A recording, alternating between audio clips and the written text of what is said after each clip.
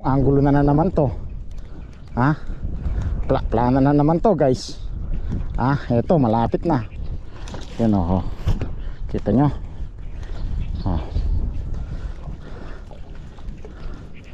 Bakulaw na naman to, guys.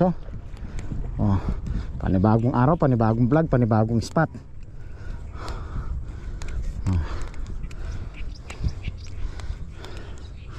Yan, guys. Panibagong araw, panibagong vlog. Gaya ng nasabi ko, yan, plana na naman yan. Ayan na naman si RSM. Kasi nalapad ng mukha ko to, mas malapad yung kahapon. Yan, tutuloy natin. Kaganda ng spot pag masdan nyo, nakita nyo ba?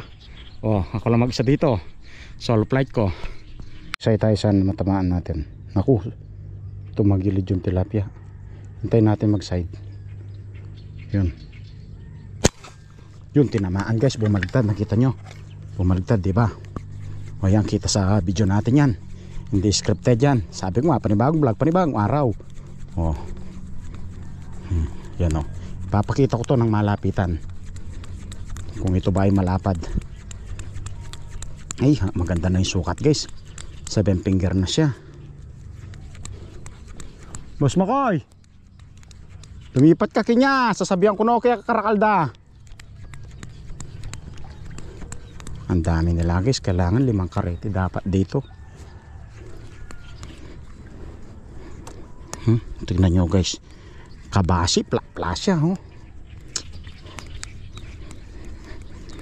ito. Yan, yan, guys. Masabi nyo bang malit yan? Yan.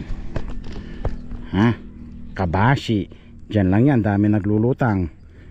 Kailangan ko ng maraming karete rito. 5 karete. Ako makapaniwala sa spot na to, guys. Blessing tong spot na to. Nakailan na ako nito? 7. Pare-parehong laki. Ang tataba.